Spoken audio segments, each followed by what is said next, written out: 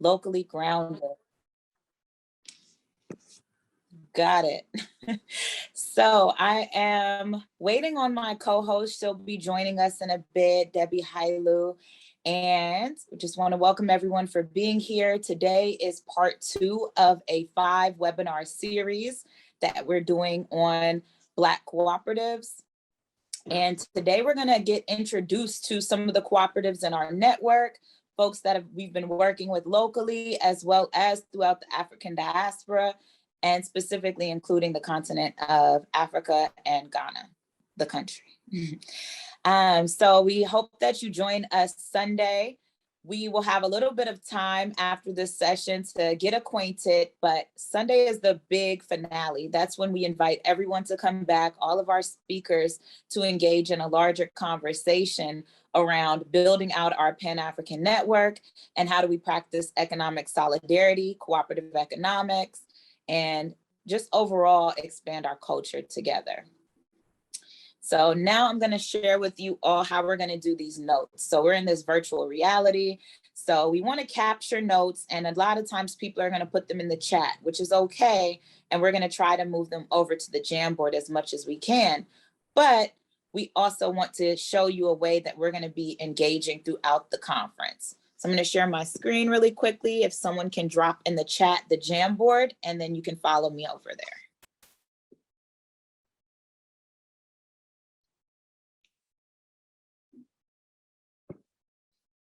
So I'm waiting for that to be dropped in the chat.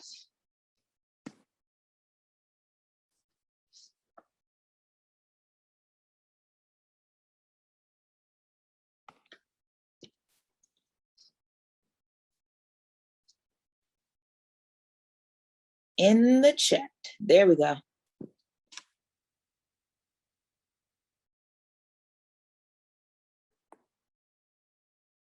All right, y'all, so this is the Jamboard, and our icebreaker question today, so you guys can get acquainted with it, is put your name and your favorite comfort food. So all you need to do is click on this little sticky note, and I will start off. I'm Kana, not comma. They always autocorrect. And I would say right now, something that's giving me a lot of comfort would be Kale Salads. I know it's not like probably, you know, macaroni and cheese, but that's for me. So folks can feel free to add your notes in the Jamboard. Take some time now so that you're acquainted with it. And as the conference goes on and you have comments, you want to put your ashes, you want to put your yeah, me too's or questions. We want to capture all of these questions in the Jamboard so that on Sunday we can have a robust conversation about how we're going to do this work going forward and any questions that we want to be addressed by some of the speakers that we'll see. So I'm seeing some folks are putting up, ooh, acai bowl. Yep. I was going to get one of those yesterday. So yeah, folks, feel free to get in there, add in their stuff as we go on. So I am going to, I think I'm going to get back into this. Yep. Cool. Stop sharing my screens. And I'm back like I never left. So y'all, this is our,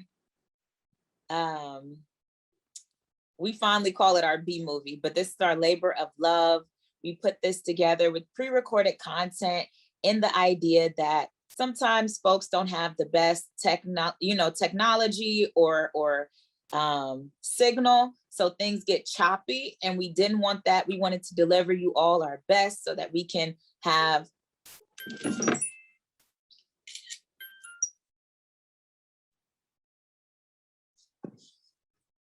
okay. Sorry, my niece is calling me on FaceTime. It's supposed to be in school. Anyway, yes, we want to show you all this. So enjoy, and let's get introduced to these co-ops. Hit it. At Repaired Nations, we are living potentiality, embodying an infinite sense of possibility.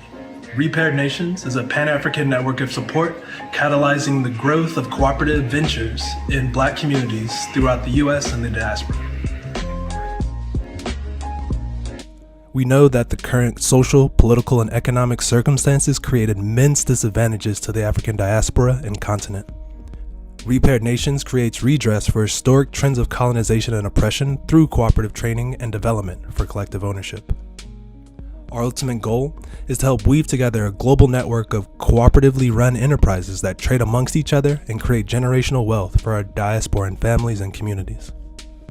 Some of the projects we're currently involved in include The Deep, a grocery co-op in East Oakland, Any X Means, an artist collective that holds monthly open mics and is starting an incubator program focused on LGBTQ+, Divine Minds Think Aligned, another artist incubator focused on supporting Black women, Good Juju, Good Vibes, a custom jewelry and crystal meditation lounge, Holistic Underground, which supports projects empowering change makers, leaders, and organizations, Okanda, which is developing a live-work cooperative complex, Raw Soul Collective, who feeds the community, hosts cultural gatherings, and creates media, Authentic African, a women's clothing collective, The Bee House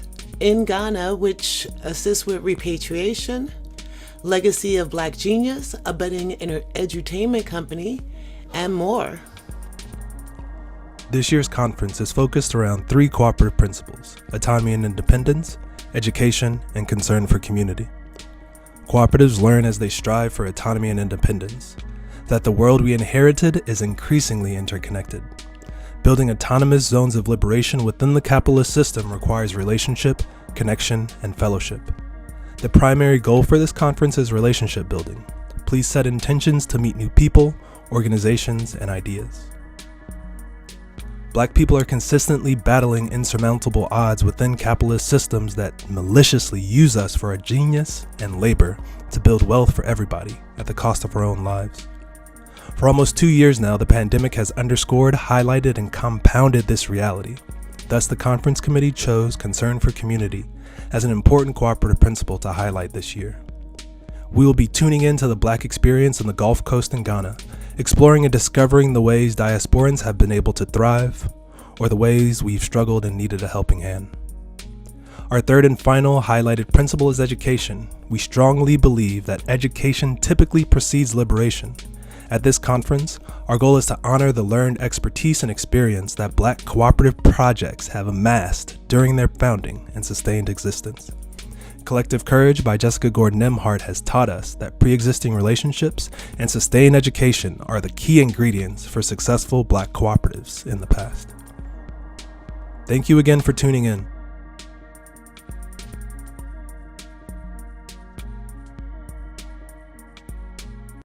Greetings, everyone. Thank you for joining us. I'm your host, Kana, and joining me in the studio is my co-host, Deb. This is webinar 2 of a 5-webinar series in Repaired Nations' 3rd annual Black Solidarity Conference. Woo-woo. Locally rooted, Pan-African grounded. Yes. This webinar is introducing who we are. You'll be introduced to the beginnings of some Black co-ops and collectives in the global African diaspora.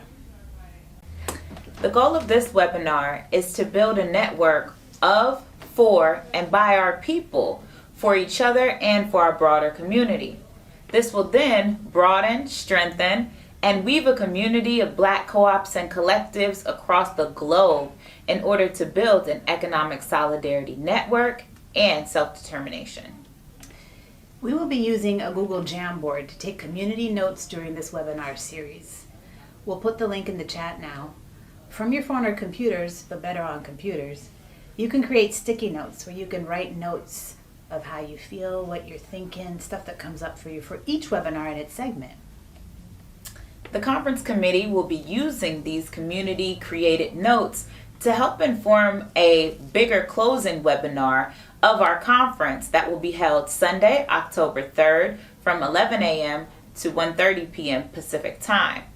This will be the culmination of our conference, where we debrief all 4 webinars and we get to see what folks put on the Jamboard while also building relationships. Now, sit back and meet some of the people in our communities who have rolled up their sleeves and are shifting the paradigm. The Black co-ops that we'll be hearing from today include Mandela Grocery Co-op, one of my absolute favorite co-ops, near and dear to my heart, the Deep Rich City Rides, Okanda, Cooperation Jackson, and Cooperation Dayton. Hello, my name is Andrea, and I'm here representing Mandela Grocery Cooperative. Hi, I'm A. Krishna Cox with Wakanda. And I'm Carolina Morones. I'm also with Wakanda. My name's Najari Smith. I'm the one of the co-owners of the worker-owned cooperative, Rich City Rides Bike Shop in Richmond. Greetings, my name is Kale. I'm a worker owner at Mandela Grocery Cooperative. My name is Adriana. I've been a member of Mandela Grocery for almost 10 years now. What is the story behind why you started working with Wakanda? I started with Wakanda because I met Greg. We were both a part of Oakland Mine, which was like an outdoor cipher. And I started going to his radio show.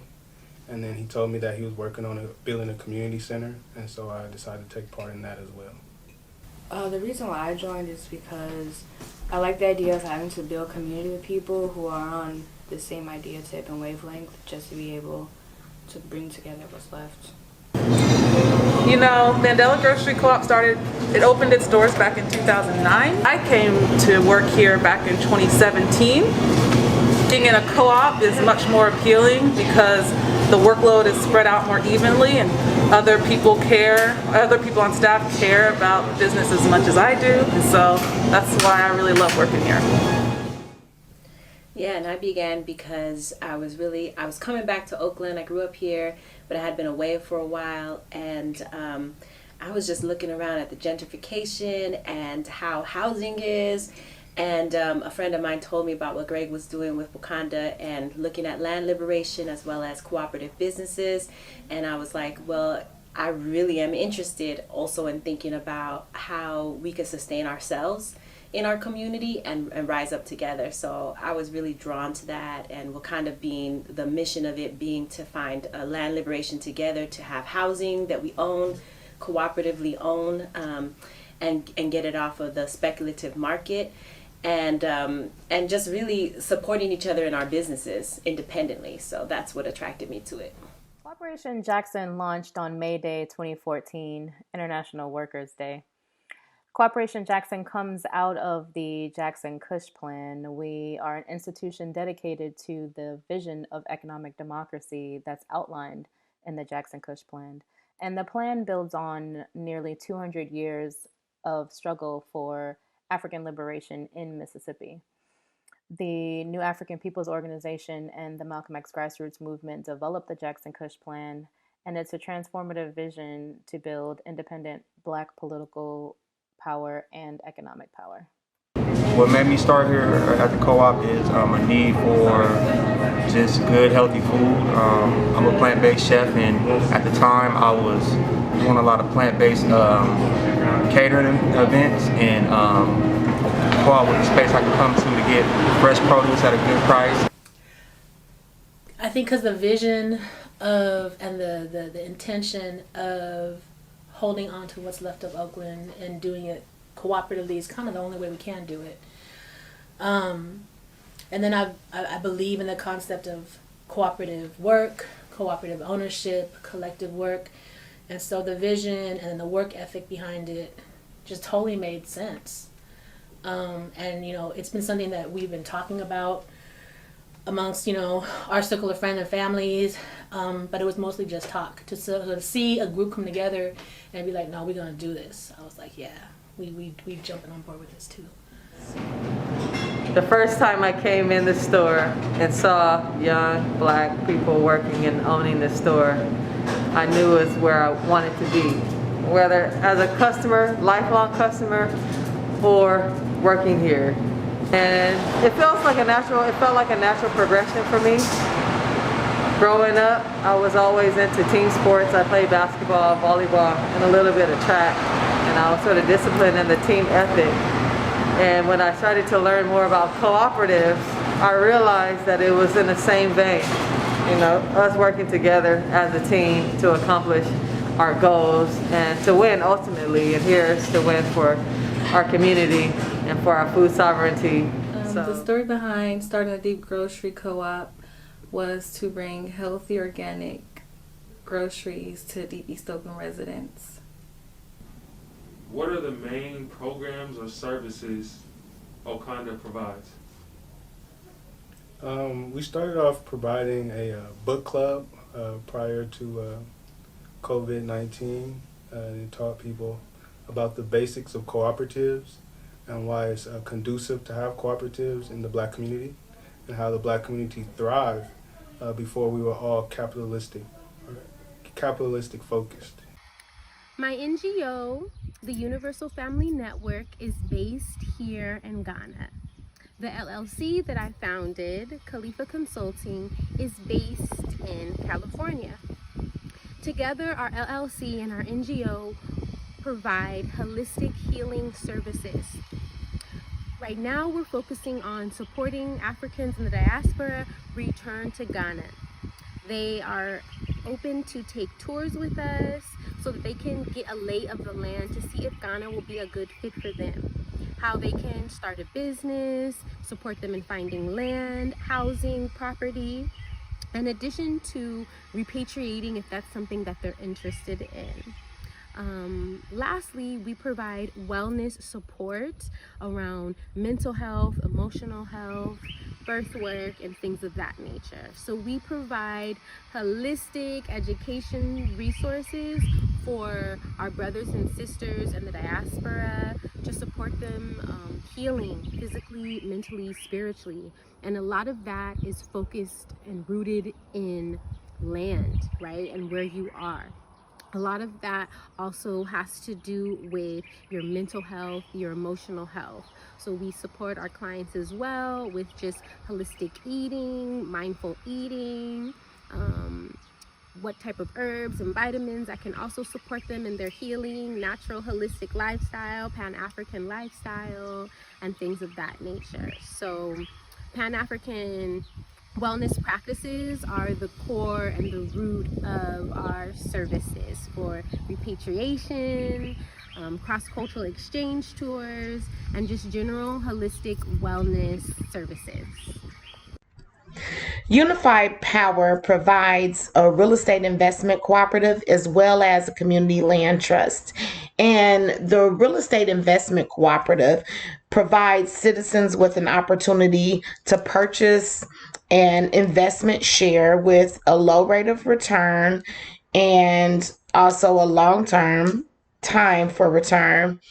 And that gives us equity so that we can then generate philanthropic dollars or even a loan fund to purchase properties and to renovate properties in our community that we then use to create a track for home ownership.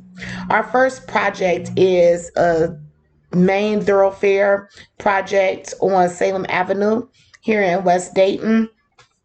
And what we're looking to erect is a 4, maybe even 3 to 5 story edifice that provides housing for renters and then transitions them on a homeowner track that has financial literacy opportunities, first-time home buyers classes, as well as credit repair and also home maintenance.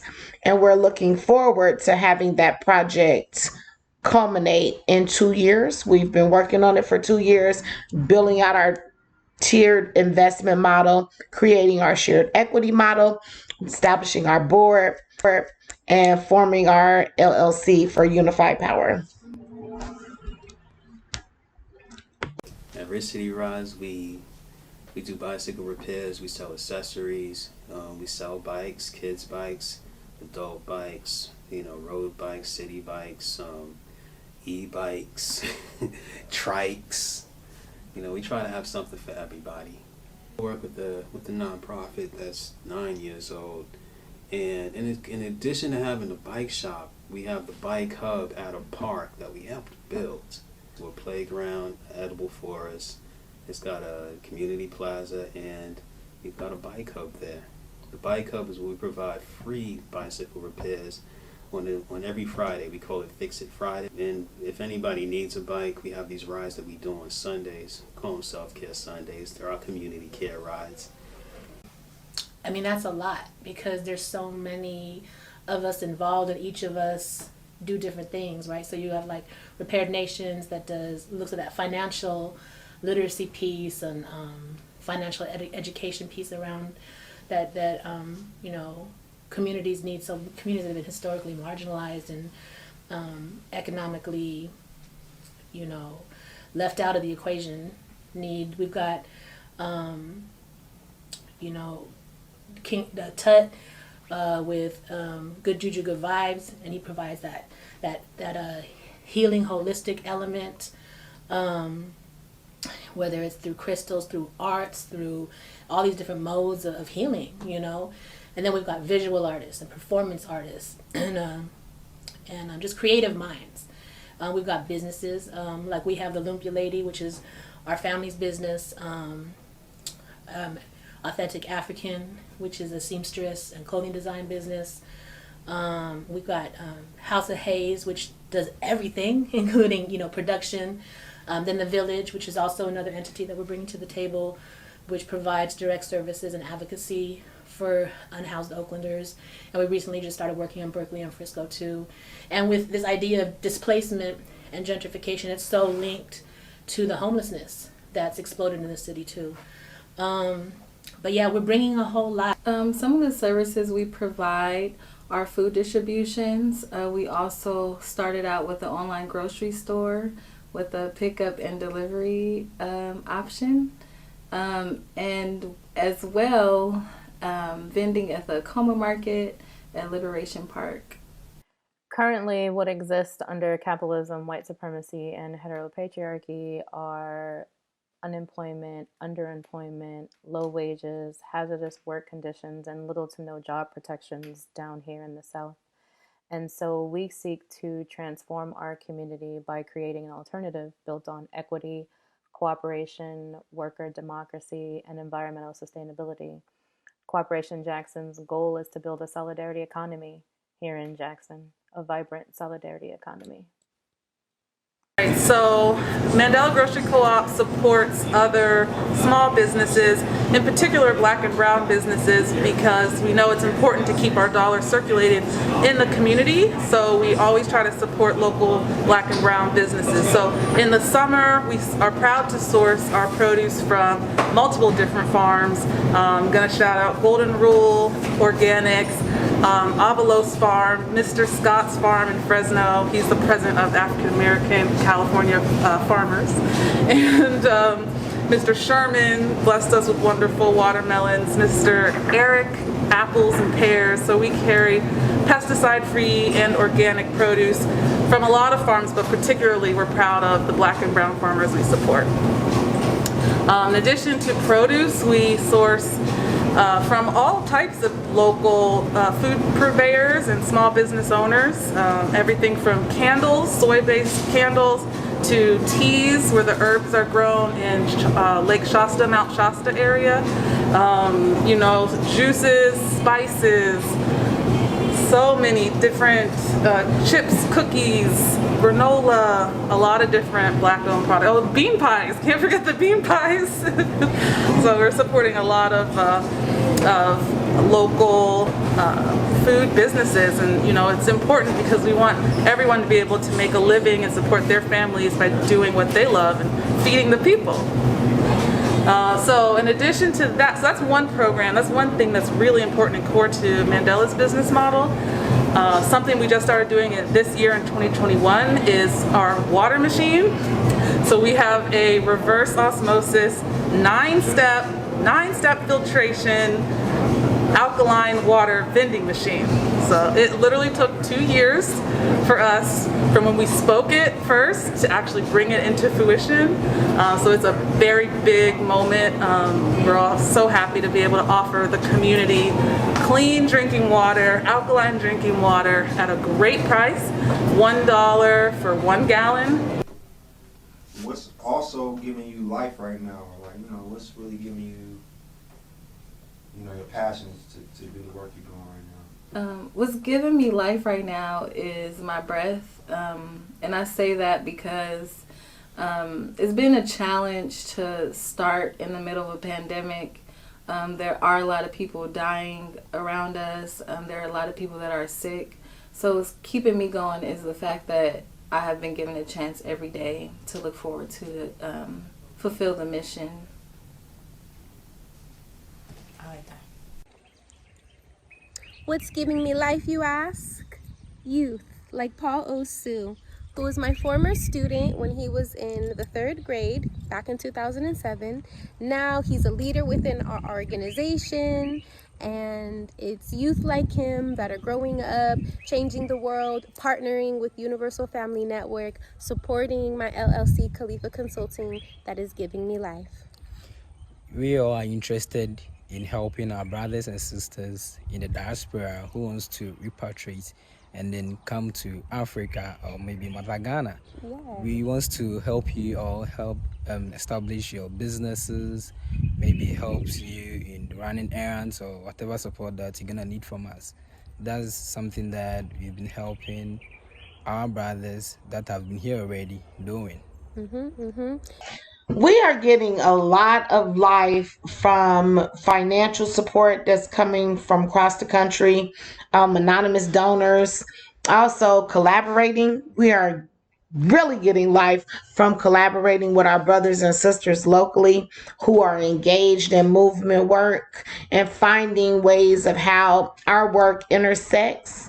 That has been giving us lots of life, whether it's working with a young, budding African American male ran architectural firm or it's working with our local HBCUs. We are being given life to be able to do this work and resources and access. So support really comes from our community locally that's giving us the life that we need in order to continue on this track. It's one of the reasons why I love the group rides and why we do group rides, because that commonality, you know, that village feeling is it's medicine. You know, it's medicine being around people that you love.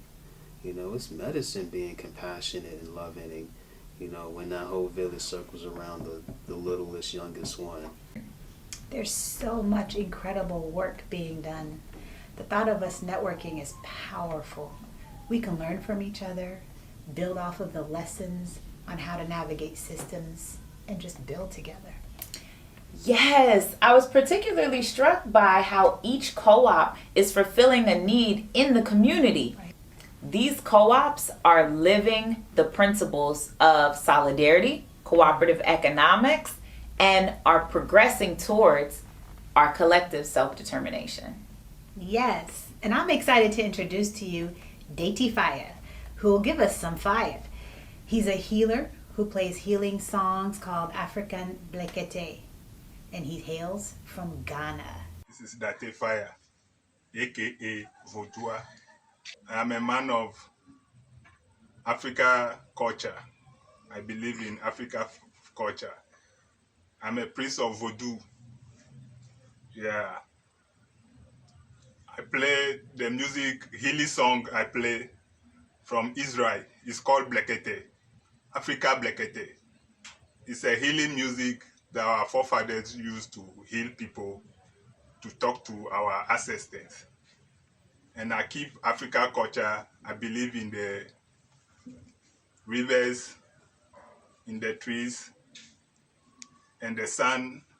I teach how to farm, how to play music, how to drum. I teach Vodou song. our Asian song and my own song. Yeah, man.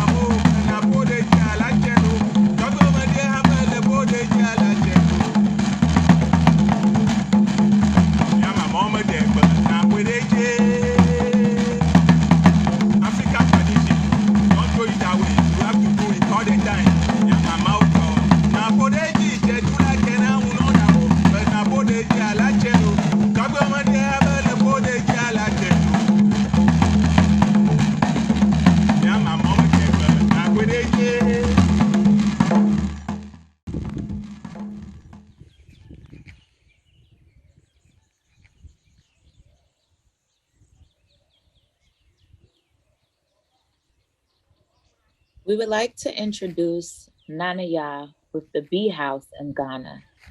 Nanaya is originally from Oakland, California, and has repatriated to her birthland, Ghana, Africa. She has a project called the Bee House, where we can visit and connect and build connections with the land and gain resources in Ghana.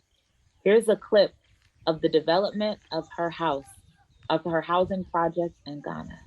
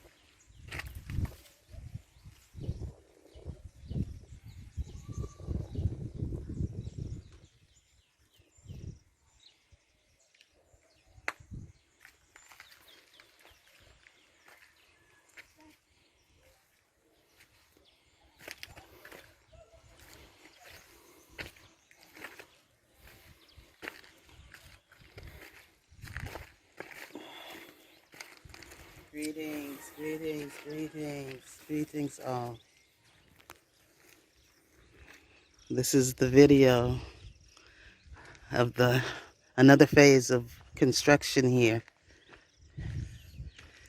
in Ghana. This is my sweetheart, Umar, my camera guy.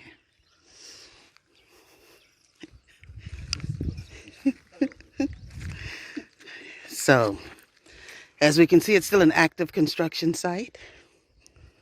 I'm living in one part of it. It's taken about 3 years for us to get to this point, but it's coming right along. Thanks to Repaired Nations, they've assisted in some of the construction. Giving thanks, giving thanks. So that hill is the first part. I have to walk up that hill to get to here, to the landing. And then you see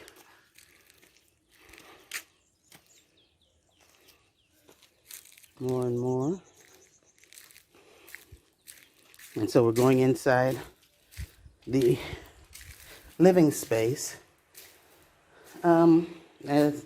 As it was before, still living in just the one room, the one major room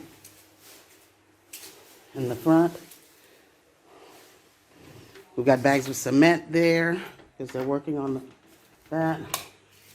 Got the restroom in here, shower, hot water heater.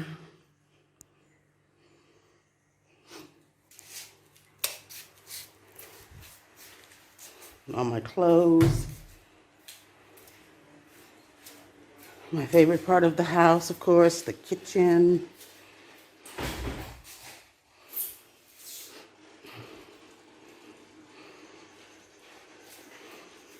Everything is well lived in. Stove, refrigerator. A whole bunch of stuff in there.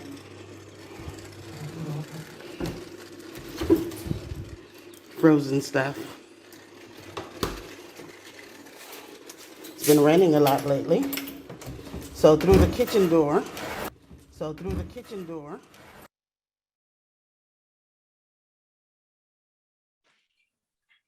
Oh my goodness, that was such a beautiful tour. Thank you so much, Nanaya. The thing that I just really touched me is just when we were in Ghana, there were a lot of houses that looked just like that. And even though for some people coming in, it's like, what are these, houses, abandoned houses, half-made houses, but folks are committed to building their space up, but things take time. And I think this is an important lesson that we get to have from this scene, is that just to see the progress and process of what it means to either repatriate or just to build on land. Yes. Watching that video, I could smell the air and listening to that rooster. We have some in East Oakland, so that's a blessing. But yeah, thank you, Nana. Yeah. And I hear you, Kana. Things happen on a whole different pace, right? Back in the homeland. It's not about snapping your fingers and ordering something to happen. Things take time. So, and Dayti Fire too. That was so beautiful. I just loved just his energy, just how he came on and was just, I don't know. I felt some type of possession in those drums. So I appreciated that. Yeah, and I've never heard of Blekete before. So that was a learning moment for me. So I'm hoping that folks are going to the Jamboard. For those of you on your phones, sometimes you need to refresh by hitting the back button and going forward. But write down things that come so that we can discuss them on Sunday. We'll compile those, all the thoughts into themes that come up, and we invite you, all of you who are here. Same time, it's 11, but we'll extend it a little bit further because it's going to be full discussion until 1:30. And also, if you see this and you think of folks like, oh, this would be a dope discussion to rope so-and-so into, get them to register. And we're uploading this in our YouTube channel, Repaired Nations YouTube channel. So even if you're not here, you'll be able to see them, and or have your folks see them so that they can come and loop into the conversation. Absolutely. So up next, we really want to uplift the energy of health and wellness. I saw you in the chat, Debbie, was talking about walking up the hill home is practicing health and wellness. So another practice is cooking and practicing the culinary arts. So if y'all give me a minute, I want to do this all the right way. Here we go. Today we have Raw Soul Collective. Raw Soul Collective is a donation-based health, wellness, art, music, and collective economics collective based in Oakland, California. And these are some folks that are also working with us in Repaired Nation. So we are specially treated with them. Yes, beautiful people. Now Chef Ali is going to be doing a raw kale salad cooking demonstration from Mandela Grocery Cooperative, where he also is a worker. You heard him on the clip in West Oakland. Run it! Yama in my body, I vibrate. No chatty patties in my passe. No blase, in peace and paradise we parlay. I shade all my days filled with peace, love, and light to the family. This brother Kale here, also known as Chef Ali. Whooping up today in Mandela Grocery Cooperative Kitchen, and we're going to be making a raw kale salad. This recipe right here requires less than 20 minutes to make. All the ingredients are raw, so you'll be getting a raw meal when you make this. And yeah, this is something I make on a weekly basis to keep me, nutritious and delicious. So yes, we're gonna go ahead and make the salad. So the ingredients for this salad is the main ingredients is kale. This is curly kale, very easy to break down. You can wash it off real good. It's already been pre-rinsed, so you definitely want to make sure to rinse your salads and your greens off before you make any kind of salad with it. Another base for this salad is avocado. This is a ripe avocado. You will need a ripe avocado to do this. If you get a green one, it's probably going to be too hard for you to make it with. So you want to get a ripe one that's nice and dark like this one, so you can smush it up real good and make the base of the creamy little salad. And here we got the cherry tomatoes. Very good, very vibrant, real red, real juicy. Add a lot of flavor to the salad and also give it a great texture. So we're going to be putting this in the salad as well. We have some pre-chopped up apples. These are Fuji apples. Really good to add a nice crisp to the salad. It's very sweet as well. And also this gives it another great texture. And lastly, we will have these honey goji nuts in here. These are made with cashews. Also have goji berries in it, honey, and a sprinkle of some sunflower seeds too. This is one of my favorite mixes down here in Mandela Grocery Cooperative. If you ever come down here, please make sure to try some. And yeah, we're gonna go about making this salad today also. We're gonna go ahead and take this kale. This is gonna be the first thing that you will need for your salad to break it down. So we've already washed it and it's good to break down. So we're gonna break it down in this bowl right here. So you want to take the pieces from the stem of the salad and just break it off in smaller pieces. Some people might like their salad pieces a little bigger. I like mine, bite size. So whatever you like, you can break it down the way you like it.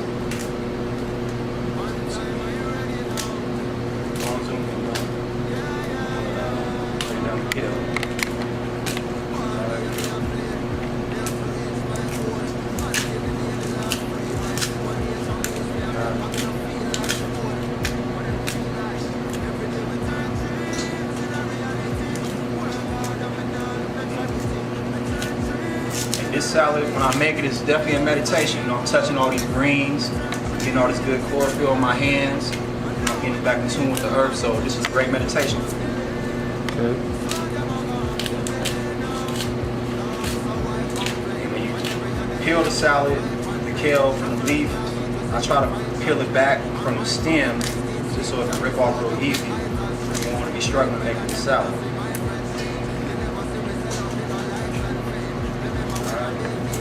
So this is one head of kale, so you will need one bunch of kale for this. You can use less, but if you want to make a big, nice salad for a day that'll last you for a good amount of time, or you make it more for family or friends, you definitely can use more kale, but I suggest to start off using one head of kale. And this is a curly kale too. You can also use lacinato kale if you like. This curly kale is a lot easier and it's easier to work with to me. As y'all can see, I don't know how much time it's been, but it might have been like a minute or so thus far that I'm making this salad. This is about to be the main part of the salad to break this leaves down. Once you do that, everything else is very simple.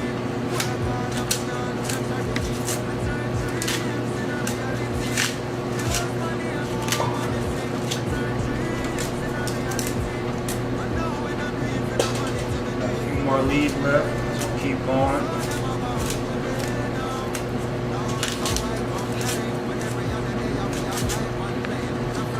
salads. It smells so good, these leaves right now. I'm breaking them down, you can smell it. You smell the healthy golden soil. Alright. It don't gotta be perfect, you just break it down whatever way you can. Even if you got a food processor, you can do it on that too as well. Just take these leaves, put it in a food processor, and definitely watch out for the skin because it might be a little harder to eat with it.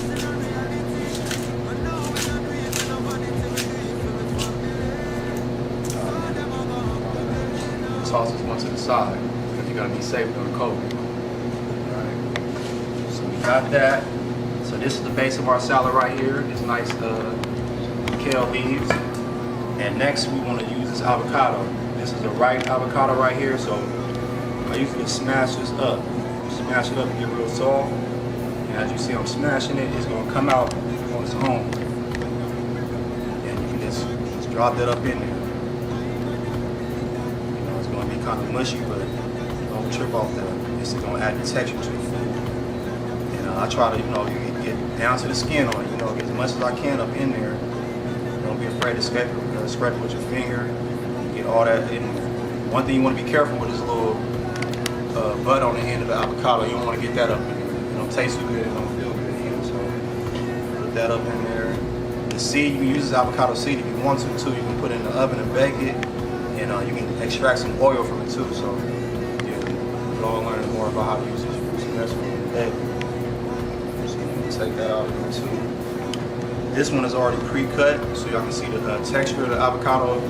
This is what a ripe avocado looks like, a nice green inside, very easy to work with, very creamy.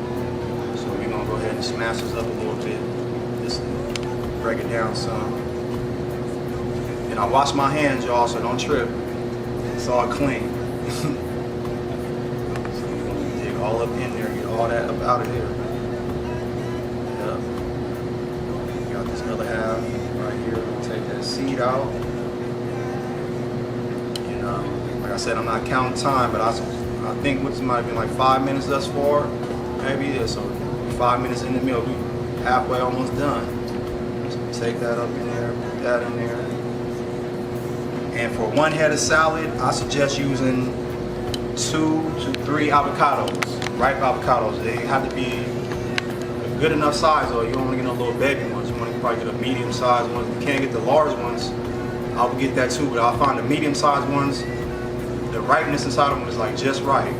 So I try to get the medium avocado sized ones. And boom, pop that up out of there. Yeah. Seed.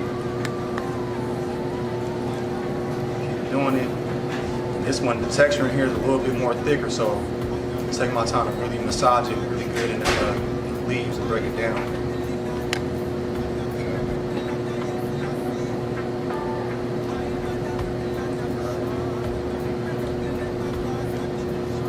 All that up out of it, that's all part of the meal right there. So all that out. Right. And so from here, now we have the avocado, we want to go ahead and massage this up in there. Massage these leaves and the avocado to give it a nice creamy texture and also make the leaves a lot more softer when you chew it, so it'll be very chewable when you want to chew it. And yeah, don't be afraid to get your hands dirty. You may not feel the most comfortable, but it's a part of nature, part of life, so just go ahead and let it get real moist with the leaves. Keep massaging it in there real good. You want to feel, I like to feel the moisture in the leaves as I'm doing it. If I can feel it getting kind of wet, I know it's really getting in there real good. So I'm taking my time and get the leaves massaged up real good with the avocado. And everybody is different with how long they let it massage. For the constraints of time, I'm not going to massage it too long. But me personally, I like to massage it real good. I might take like 5 minutes of massages to get the real good texture on it. But for today, we're going to do a little less time. Okay. So, I'm going to do that. I'm going to take a pause break to wash my hands off real quick. I'll be right back. Back in the kitchen. And I'm getting ready to finish this kale salad. So far, we took the kale leaves, rinsed them off, broke them down. We took the avocado, smushed it up, massaged it in the salad. So this is the base of the salad. This is what the consistency of the salad is. Next, we're going to take these pre-chopped cherry tomatoes and throw them in there to add some more moisture to the salad to make it a little bit more softer. Also get a little more flavor to it. So I chopped this whole pint of cherry tomatoes. And all these ingredients I got down at Mandela Grocery Cooperative. If y'all ever in West Oakland, please visit Mandela Grocery Cooperative. We're right across the street from the West Oakland BART station. My name is Kale. I'm a worker owner at Mandela Grocery Cooperative. So I give thanks to have this space and opportunity to promote this and to provide a healthy meal for the people. But yeah, we have a lot of different natural produce, herbs, water, juices, all organic. A lot of vegan options, and it's a good vibe. So if you're ever down here, please come check us out. Moving forward, yeah, we have these cherry tomatoes here. I'm gonna throw a few more in these tomatoes in here. You don't have to put a lot of them in there. Some people like more juicy salads. If you do, put more tomatoes in there. If not, just put a little bit in there. Also, we have these Fuji apples, which you already have pre-cut. So we're gonna throw some of these apples in here. Add a little crisp to the salad, make it real crunchy, but still make it soft and sweet too as well. So we're gonna throw those up in there. Also, we have these honey goji nuts, which is a great complement to the salad. You know, adding a crunchier texture and also adding a good fulfillment with a lot of protein in there. So we'll sprinkle these on top. Sprinkle a little bit on top.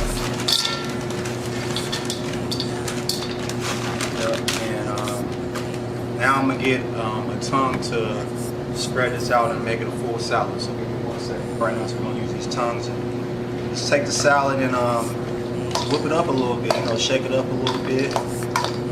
Get all the ingredients all in there and evenly distribute through the salad. And as y'all can see, as I'm whipping it around, it's just it's looking real nice, y'all. Looking real colorful, real vibrant. Definitely real delicious too when you try it. So just gonna keep whipping this around, making it look nice, getting it all even. And the last ingredient we're gonna put on top, you don't have to, but if you want more creamy texture, if you want more flavor to it, you can add some salad dressing to the mix. This is a goddess salad dressing. It's vegan. It has a lot of great ingredients in it. It's something that I use for my salads, but they have different other ones. Balsamic vinaigrette. You can use olive oil. A lot of people like to use grapeseed oil. Sprinkle in with some maybe roasted cherry tomatoes. It's whatever you like to do. Don't be afraid to add your mix to it. This is what I do for the salad for today. So I'm gonna open this up right quick. This salad dressing is real thick and creamy, so I'm gonna shake it up a little bit. It's still probably gonna take a minute to come out, but that's how you know you're working with the good stuff. So let's see. Yep. Let's get a little bit of this up in there. You don't need much, but I try to put a good amount to make it real creamy. Keep shaking it up. And you can actually put it on top of the dressing if you think that you just like dressing on top of your salad. You can just wait till the end to put it on the top of the salad, but I like to mix it in to give the whole salad a good texture. Got this here.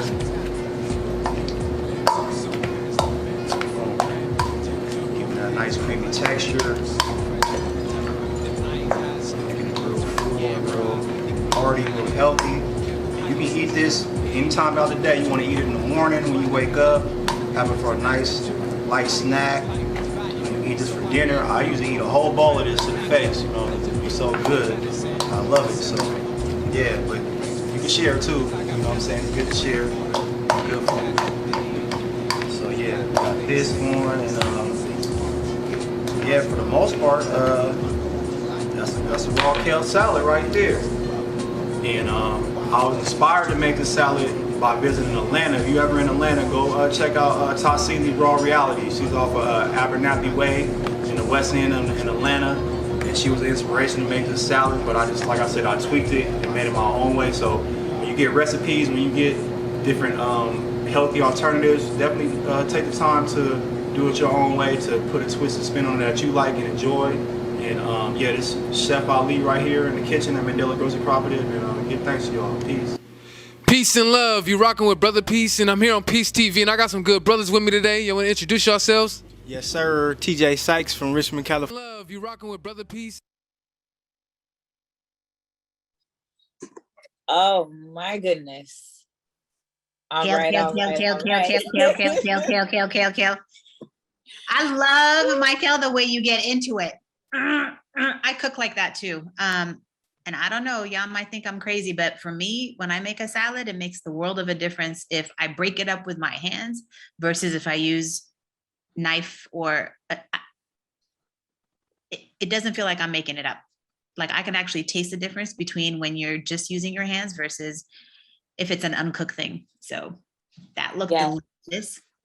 I love that. And I really love the way, first of all, yay with that kale salad. And I know exactly the spot that you're talking about in Atlanta, and it is fire. Like I really love how a lot of our Black chefs and vegan chefs, like while there are institutions, they're all over the place. So if you get a chance to go to a Raw Soul Collective event, if you get a chance to pop up on Mandela or any of the events that Chef Ali is at, definitely holler at him because he has obviously some amazing recipes. And I agree, make it your own way, add your flavors. That's what my mom always taught us, is to remix things, add in your own seasoning, layer it the way that it works for you. So that looks absolutely delicious. And I know at least 90% of us are going to go run and get some kale after this, right? So this was our health and wellness portion. This is our concern for community. After each webinar, or, you know, towards the end of each webinar, we offer, right? See?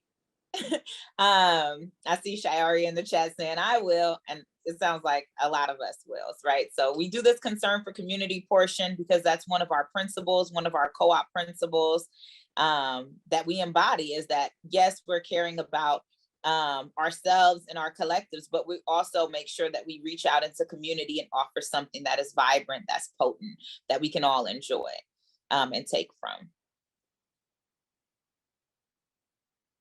Really hoping that you guys are thinking about stuff that's coming up for you. I think a bunch of folks here are already in collectives or cooperatives. Curious what comes up for you in terms of how you got started. What were there difficulties? What gives you life to keep going? Because it's not easy, right? They don't make it easy. So go on to our jam board, jam board, and write your thoughts so that we could figure stuff out on Sunday. Yeah, so tomorrow we're gonna get a sense of what was the political ecology like, what was going on in your environment, in the different spaces. Some of it is very similar, right? We all know that we're dealing with oppression, white supremacy, heteropatriarchy, you know, these things, but also specifics. What was happening? Was the community open to the idea? Did you get support? Was there pushback? That's what we're gonna be doing on Friday. And then on Saturday, we're going to talk about some of the challenges and also what is the networking looking like for you? Where do you find your network locally? Is there a way that we can support you overall broadly? And then on Sunday, as we keep mentioning over and over again, this is when we're going to open up the conversation. We're going to have our, big room chats, our breakout room chats. We're going to have a huge, robust discussion about what's going on in our Black co-op world and reality, and how do we stay Pan-African rooted or locally grounded and Pan-African rooted as we move forward in this work. Yes. The coalescing of our many Black nations. So I think for now we're gonna open it up. Am I correct? Opening it up? Yep. A little discussion? We're gonna open it up. We have just a couple minutes for those, afterwards we saw people were like, hey, presente, and wanted to check in. So we didn't really schedule for that, but we wanna be adaptive. And so we're gonna open up for about 10 or so minutes if folks want to ask a question, comment, or shout out the work that you're doing, raise your hand. We'll open it up for you. And we don't have a lot of time, so about 1 minute, and we do reserve the right to mute you if we have to go into the next list. So love you, but you want to open it up. So if you have anything you want to say, go ahead. You can put it in the chat. I know everyone's been direct messaging behind our backs. It's all good. That's what it's there for. So if you want to come to the front of the line, go ahead and raise your hand, or you can continue to chat. We're just